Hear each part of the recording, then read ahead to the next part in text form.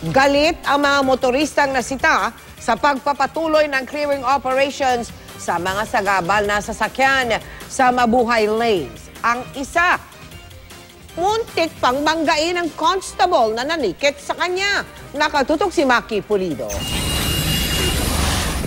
Nasampulan ng Task Force Mabuhay Lane ang doktor na ito ng pribadong ospital sa Quirino Avenue, Maynila. As you can see, wala naman talagang available na parking space para sa amin.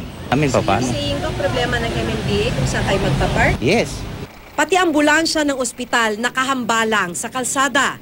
Hindi na tinekita ng MMDA o Metropolitan Manila Development Authority pero mahigit sa 10 minuto bago ito tinanggal sa bangketa. Ang iba ginawa ng personal na parking space ang bangketa sa harap ng bahay nila, galit din. Muntik pang banggain ng isa ang MMDA traffic constable na tinikitan siya. Bahay mo nga ito eh. Naintindihan mo ba ako? Paalisin mo yung sarili kong bahay.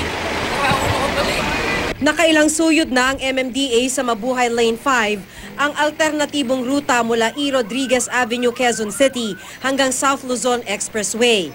Pero di pa rin sila nauubusan ng mga ituton na mga kotse, motorsiklo at tricycle. Pero di lang motorista ang sakit ng ulo ng MMDA, kundi pati mga pribadong towing company.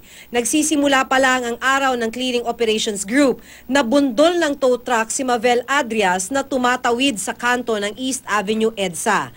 Ang mga tow truck ay mula sa mga pribadong kumpanya at ginagamit ng MMDA sa clearing operations.